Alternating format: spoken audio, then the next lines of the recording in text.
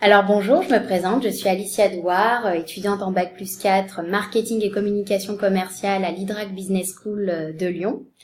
Et cette année, donc dans le cadre de ma formation, j'avais un stage de 16 semaines à effectuer. Je l'ai réalisé dans l'entreprise Simplex, donc, qui propose des solutions web et mobiles sur mesure, des applications.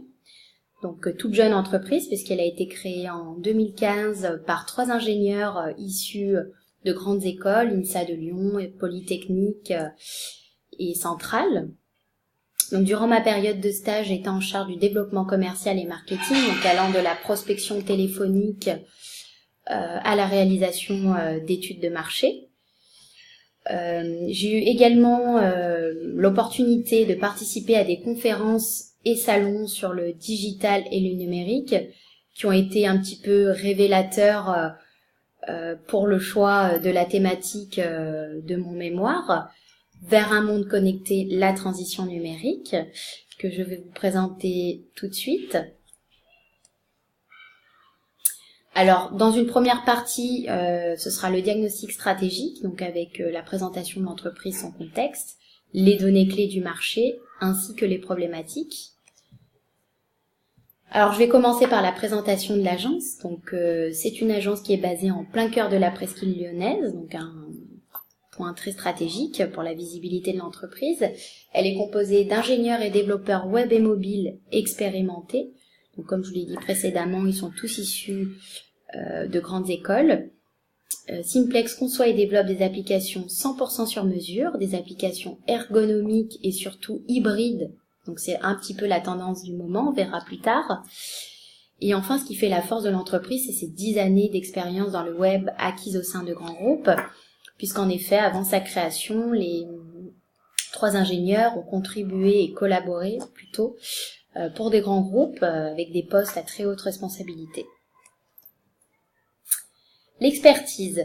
Donc, il y a 4 grandes expertises chez Simplex. Donc, l'expertise IT qui fait référence au développement de web apps, on appelle ça comme ça, développement d'applications web, l'analyse fonctionnelle, le design d'interaction.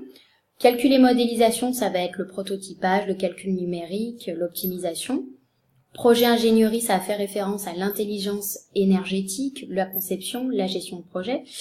Et enfin, audit et conseil. Donc, il faut savoir que Simplex est partenaire de 2 incubateurs lyonnais et offre un premier audit gratuit à tous les adhérents. Ces services, donc il y a 4 grands services. Donc, le consulting, donc l'accompagnement dans toutes les phases de développement des applications de ses clients. La conception. Donc, dans une situation complexe, Simplex va aider ses clients à implémenter et modéliser des outils informatiques performants et intuitifs. La formation, donc Simplex propose de mettre son expertise au service des entreprises, des dirigeants d'entreprises, avec des formations professionnelles dans les nouvelles technologies. Et enfin, le développement, donc Simplex prend en charge le développement de tous les projets de ses clients. Donc, depuis la phase de design et conception jusqu'au déploiement dans le cloud. Les forces et faiblesses de Simplex. Donc, tout d'abord, je l'ai cité précédemment, une expertise acquise au sein de grands groupes. C'est un point fort non négligeable que peut mettre en avant l'entreprise auprès des sociétés. Un service sur mesure personnalisable avec un accompagnement garanti dans tous les projets et dans toutes les phases de projet, une équipe d'ingénieurs et développeurs jeunes et expérimentés, des compétences multiples, je vous les ai également citées précédemment, qui permettent de développer des solutions performantes et intuitives, et enfin un emplacement idéal en plein cœur de la métropole lyonnaise. Ces faiblesses, donc les outils de communication, plaquettes commerciales, et je pense également au site internet, pour lesquels j'ai travaillé sur le contenu sur les dernières semaines de mon stage. Enfin, une difficulté à identifier une cible potentielle, c'est la question de l'entreprise Simplex, qui aujourd'hui, en 2017, est dans le besoin d'applications web et mobile, ce qui forcément entraîne un développement commercial lui-même perfectible. C'est vrai qu'il n'y a pas de stratégie commerciale sur le long terme. Il n'y a pas non plus de responsable commercial qui travaille à plein temps sur le développement commercial de la société. Les données clés du marché. Donc on est effectivement sur un marché en pleine expansion, et je pense notamment au marché de l'application mobile, avec un taux de croissance de 135% entre 2016 et 2017, donc c'est énorme. Le besoin en application ne cesse de s'accroître lui aussi chez les entreprises, avec notamment une demande grandissante en application mobile. C'est vrai qu'initialement, l'application web, c'était plus l'application qui séduisait les entreprises. Maintenant, c'est plus l'application mobile qui serait d'actualité. 26% des décideurs IT prévoient que 76 à 100% des applications qu'ils envisagent de développer aient une version mobile. Ensuite, la tendance baisser l'application mobile hybride au détriment de l'application mobile native. Les architectures mobiles dominantes du moment sont le web mobile, 60%, et le mobile hybride, 65%. Les principaux objectifs des organisations dans le choix des applications, ça va être l'automatisation des processus, le reporting et analyse, les tableaux de bord de pilotage, donc ça c'est très utile pour les commerciaux. Et enfin, le numérique s'inscrit dans l'avenir des startups, des TPE, des PME, qui d'ailleurs doivent tout miser sur ces outils pour réussir leur développement, obtenir de la visibilité. Bien évidemment, ça constitue un puissant levier de compétition. Alors, les problématiques. La principale préoccupation aujourd'hui pour Simplex, c'est l'identification d'une potentielle cible. Même si aujourd'hui, on sait très bien que toutes les entreprises sont concernées, petites, grandes, moyennes. Même, bien évidemment, les grands groupes sont, eux, pour la plupart, déjà équipés. Et sur notre territoire, 99% des entreprises sont des TPE. Donc c'est une cible non négligeable qu'exploite actuellement Simplex. Donc les questions qui reviennent un petit peu en entreprise, c'est quels sont les potentiels utilisateurs d'applications web et mobiles en 2017 ? Quel secteur d'activité, par exemple, est dans le besoin d'applications ? Quels sont les enjeux du numérique pour ces entreprises ? Quel type d'application peut-on leur proposer ? Bien évidemment, ce ne sera pas les mêmes applications que pour un grand groupe. Et puis, il faudra s'adapter en fonction du secteur d'activité. Une entreprise réalisant des activités commerciales va peut-être préférer avoir des applications type tableau de bord, reporting, alors qu'un responsable logistique, lui, une entreprise du secteur logistique aura besoin d'une entreprise de gestion de la supply chain, par exemple. Ensuite, quels sont les processus que les entreprises cherchent de plus en plus à automatiser en 2017 ? C'est une question également que se pose Simplex. Donc, deuxième partie, donc la revue littéraire. Donc là, je vais revoir les points importants, les grandes lignes que je développe plus aisément dans mon mémoire. Donc, les entreprises et le digital, un nouveau souffle. Effectivement, on peut parler d'un nouveau souffle pour les entreprises. Et enfin, quels sont les enjeux économiques et sociaux du numérique ? Là, encore une fois, j'évoquerai vraiment les grandes lignes. Le digital touche toutes les entreprises, quelle que soit leur taille et leur secteur d'activité. Le digital est venu transformer la manière de manager, de travailler et de communiquer. Bien évidemment, la communication réelle va laisser place à la communication virtuelle.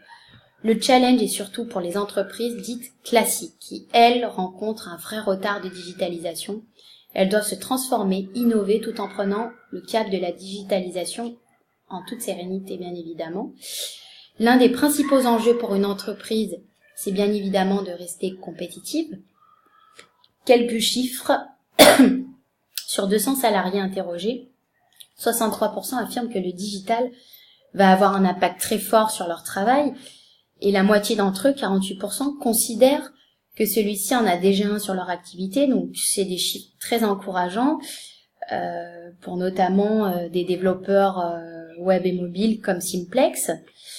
Dans une autre étude menée cette fois-ci par Avanade sur 500 cadres et chefs d'entreprise du domaine des technologies de l'information et de la communication du monde entier, les interrogés prévoient un accroissement d'1 tiers des revenus de leurs entreprises d'ici 5 ans grâce aux nouvelles technologies.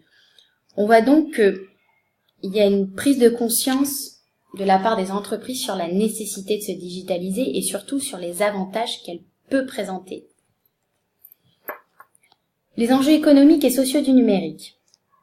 Point positif, la digitalisation participe à la démocratisation du télétravail et l'essor du Bring Your Own Device, qui signifie en français « apporter vos objets personnels ». Effectivement, de plus en plus de chefs d'entreprise proposent à leurs salariés de venir avec leurs propres outils, avec lesquels souvent ils sont le plus à l'aise. Point négatif, on est sur un marché du numérique inégal. Effectivement, l'ère du numérique creuse de plus en plus les inégalités sociales. On va parler de user, non-user et drop-out. Les non-users, c'est tout simplement ceux qui n'y connaissent rien au digital et aux outils numériques, qui n'en ont jamais utilisé. Les drop-out, ça va être les abandonnistes. C'est ceux qui ont utilisé un petit peu les outils digitaux, mais ont perdu le fil de l'évolution. Et enfin, les users, donc c'est ceux qui ont vraiment une facilité à manier ces outils digitaux, qui n'en rencontrent aucun problème et qui les utilisent très régulièrement. Ensuite, on parlera d'un rapport à l'autre en mutation. Donc, j'entends par là des rapports qui vont être bouleversés, et notamment en entreprise. C'est-à-dire que, comme je l'ai dit précédemment, la communication réelle va laisser place à la communication virtuelle. C'est-à-dire que, autrefois, les dirigeants d'entreprise avaient peut-être plus une tendance à communiquer au travers de réunions le lundi matin. Maintenant, ça va peut-être plus être un dialogue virtuel. Effectivement, Internet est venu bouleverser les rapports classiques en entreprise. Et enfin, on parlera d'une nouvelle théorie de la croissance économique. Effectivement, l'économie doit s'adapter à cette nouvelle économie virtuelle, et on parlera d'économie transformation. Donc ça, je développe plus aisément ce point dans mon mémoire.